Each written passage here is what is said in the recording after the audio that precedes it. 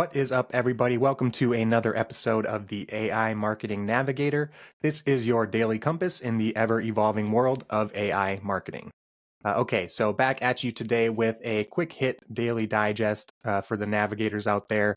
The first story that I wanted to cover is from about a week ago, and it is the fact that 5 U.S. senators, led by Senator Brian Schatz, who is a Democrat from Hawaii, basically requested that Sam Altman, OpenAI, clearly outline and explain how it is that OpenAI plans to maintain safety and security and meet their quote unquote public commitments in those disciplines. And again, this is nothing new to anybody who's been listening to the show or following the AI news.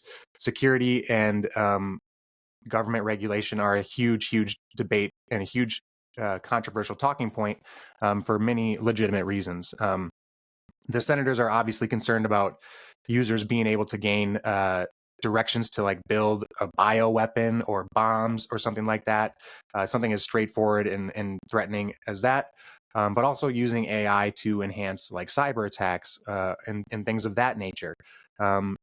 They're also asking OpenAI about like their HR and hiring, but more specifically their firing practices with people and former employees at OpenAI. There have been whistleblowers who have filed complaints about OpenAI's restrictive policies and practices as far as NDAs during the firing process or suppressing employees from sharing their concerns with oversight or regulatory bodies or committees. And it sounds like there's concerns from the lawmakers and from employees as well that the specific goal of these NDAs and the suppression is keeping information from regulators or from the public. In fact, this Washington Post article here that I'm getting this story from also says that this letter mentioned concerns over the rushed release of ChatGPT 4.0. Apparently, there was some internal concerns about that too. And in order they tried to meet a certain launch date with ChatGPT 4.0, and apparently it even ended up going against some commitments that the company had made to the White House about rolling that out in a safe and secure way. In a response to the letter from those senators, from those lawmakers, and also amongst the accusations of pressuring employees not to share concerns, a spokesperson for OpenAI, Liz Bourgeois, I believe is how you pronounce her name, gave the following statement. She said, "We didn't cut corners on our safety process, though we recognize the launch was stressful for our teams."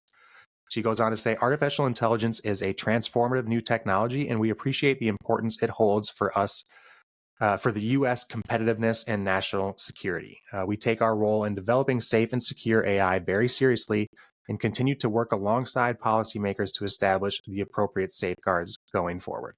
So definitely some PR speak there, but it sounds like they believe they're still committed to the safety and security, despite some reported shortcomings or falling short of some of their commitments to the White House already. There's already a bunch of gray area or ambiguity around this from a political or sentimental standpoint. The politics and sentiments in Washington surrounding AI are super varied, very complicated and complex, and which makes all of this that much more difficult for OpenAI and the senators to kind of navigate, and us as a public. The senators want to protect these employees and stop OpenAI from suppressing any concerns or whistleblower complaints. But it does not look like any solid laws or regulations are going to be able to be put on the books anytime soon, or are at least being planned to be put on the books anytime soon, especially considering the upcoming 2024 election. We've already talked a little bit about how the Biden administration's has released executive orders regarding AI, and they're intensely focused on regulation and testing and safety reporting. But who knows how long those will be on the books, given the election cycle and the election narratives and the potential new administrations that could be coming into the White House.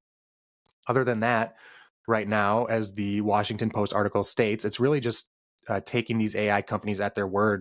We're really just taking them at their word that they're going to meet these safety commitments, because the laws and regulations aren't going to be able to be solidified anytime soon.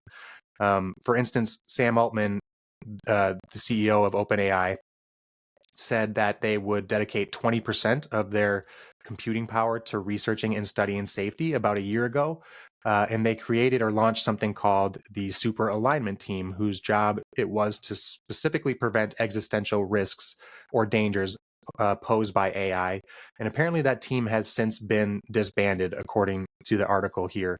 The OpenAI spokesperson, Liz Bourgeois, does say that that's kind of being misrepresented, or she seems to say that anyway. She says that 20% didn't have to go to one specific team, and it could be allocated over a longer series or period of time.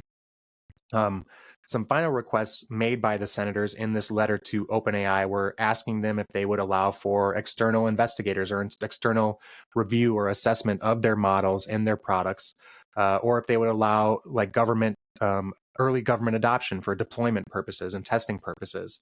They again asked if OpenAI would give an overview of any safety or security concerns that may have been discovered or witnessed so far through their development of the tool over the last few years. If there are employees who have knowledge about safety concerns or who want to come forward, the government or the lawmakers here are requesting that OpenAI allow that to happen. So that's it for the update from Capitol Hill anyway on AI. The second part of today's Daily Digest I wanted to fill you guys in on is a huge slew of AI updates to Adobe's Photoshop and Illustrator apps. Again, these are a little heavyweight for what I need to do in my marketing, graphic design as a freelancer. Like I said in yesterday's episode, I'm often just doing my work in Canva. But if you are a Photoshop or Illustrator user, then you'll definitely find this update useful and very informative, hopefully as well. On July 23rd, Adobe posted in their news articles or their blog posts on their site, and I'll share the link here, of course, about, again, a huge amount of updates to their platforms. I'm just going to go through as fast as I can here, starting with an all-new generative shape fill. They have enhanced text-to-pattern design, capabilities, style reference, generate image, enhance detail. There's something called mockup, the dimension tool, a feature called retype.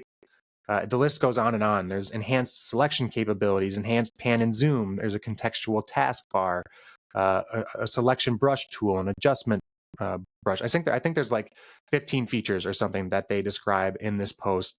And I'll go through a few of the ones from that list that sound the most interesting for me. For instance, the enhanced text pattern feature, or excuse me, text to pattern feature in Illustrator, which is going to allow you to simply use text prompts to create and scale and customize vector patterns in your designs. Or the mockup feature in Illustrator, which is apparently going to allow you to basically create visual prototypes of what your designs or assets would look like on 3D objects. So for like product packaging or apparel, which is really cool. So it's going to allow you to better format that content to those unique canvases. Another one that catches my eye and looks really useful would be what they're calling their retype capability. It states here in the article that in Illustrator, this will help designers conveniently convert static text to live editable text, and will also help in some font identification as well. Another one from this long list that sounds pretty cool and handy from a marketing standpoint is the contextual taskbar. And it's basically going to present you a number of logical next steps or workflows that you can take as a user, which again, if you're not a power designer or a graphic designer and you're in some of these Adobe tools, that sounds super helpful. So again, just a ton of updates from Adobe. And if you're a user, definitely jump in and familiarize yourself to get up to speed and make sure that you are not falling behind, because this was a long list. Okay, so that does it for today's episode. If you enjoyed the show or found it useful in any way, please do me a favor and follow on Spotify or subscribe on your podcast platform of choice. A review on top of that would be even more appreciated and so super helpful to the show. So until next time, and as always, thanks for joining me, and remember to stay curious, stay consistent, and keep navigating forward. Bye.